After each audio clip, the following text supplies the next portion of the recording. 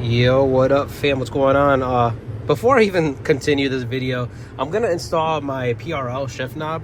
They sent me a black one. I asked for silver, dude. I'm kind of pissed off, I'm not gonna lie, because guys, like, silver would look so fire, but they sent me black. Whatever, I'm not gonna send it back. It kind of took a while to get here anyway, but yeah. So let's put it on. So pretty much I used one of these and just pried the corner right here, you guys can see, on this side, and then you got to pop this side out as well. So I'm gonna go ahead and do that, and then this should lift up, but let's get this side out real quick, and then I'll get back to you guys. I don't know, I might have to turn off the car. I don't know how it's gonna affect over here. I think I just gotta pull this side out, so I'm not too sure, but we'll see. So what I did, fam, was stuck my tool in this gap right here. I popped it out of here, and then I'm gonna continue to pop the rest out by hand. And that's it, pretty much. Side's a little tough, so you pop it, but you pull it towards you. Do not pull down. I feel like you guys see this right here, it goes in, so you have to pull back towards you. And then this part right here, if your knob is like centered, like, you know, 1 2 3 4 5 6, whatever, I took some pliers on the corners and then yanked this down. You see, guys, right here, there's two little dips. So that pops into this little white piece right here. It has like a little tab on both sides. So then you can pull out the shift knob without like turning the boot. Now I'm gonna hit this side right here. Let me see if I can record and do it real quick. I don't have my tripod or anything like that. I got it lifted right here, and now I'm gonna pry out a little bit and pull it towards me. Alright guys, so I did that again. Car could stay on, it's just a little plug, so that's just gonna dangle there. I let that dangle there.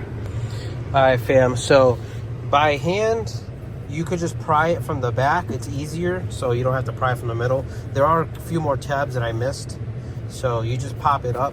Like, let me see if I can do this one. It is kind of some elbow grease if you've never done it. There you go. And then you can pull it back, and then here's the whole thing.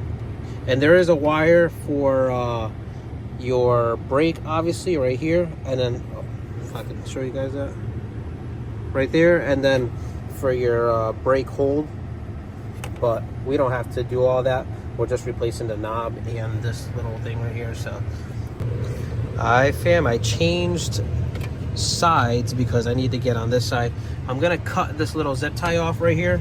PRL supplies you, well, you can either get it with the bottom or without, but this is what I'm talking about. They gave me a black top. I asked for chrome, or they gave me black, whatever. I guess black matches, but I really wanted silver. At least if I get another knob, I'd already have this on, so I don't have to deal with the other process. And then they also supply you with a zip tie, so you can cut this one off, take this whole collar off, obviously undo your collar from your knob, and then put your new collar on, and then you'll be golden. Just zip tie it back, and that's it. Alright fam, so I got the thing on right here. I'm gonna zip tie it. I already screwed up, so I'm using one of my own, but I gotta put this on here pretty much because it's threaded. I gotta tighten it up, which is gonna be super weird. I'm still gonna put this on, just not too tight, and then once I get it on there, I'll just yank it. Fam, so I got the shift knob on. I gotta give it a little cleaning, but I gotta give all this a little cleaning. But pretty much I had to get this adapter on, screwed it all the way down. I didn't know it was adjustable, so this little black piece came off. If I can focus, okay, yeah. But yeah, so it's still high, even though this popped off. It's all tight and all that. I'm not gonna put this back in because it'll make it even higher, and it's already higher than the OEM location. So yeah, that's it right there. And now I got these spanner wrenches over here that I gotta show you guys something else. So let me just button this interior all up, and then I'll show you guys what I'm talking about.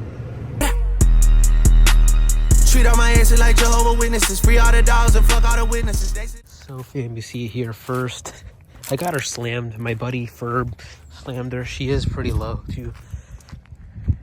And yeah, that's pretty much why there's spanner wrenches in the car. These coils just need to get adjusted, as in a preload, because the preload that came factory is ass. Guys, I have drove the car with the shift knob, and it's pretty nice. I like it.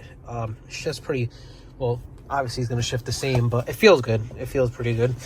Yeah, so I'm gonna get gas, and that's pretty much it, guys. So I did slammer. I'll post a couple pictures. I'm gonna get some gas real quick.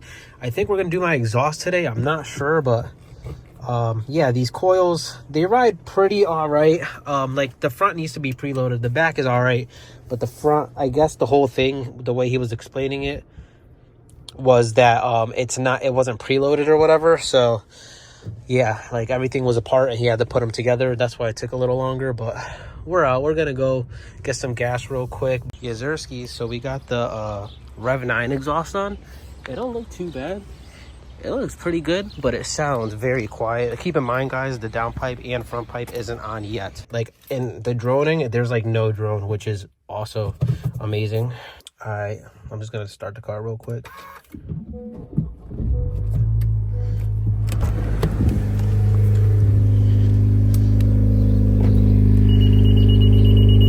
It's low. I feel like it got a little louder.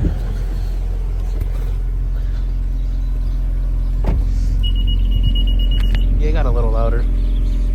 That's all though. That's it. It ain't too bad. Ain't too shabby. Gotta get that rear lip on now since the exhaust is on.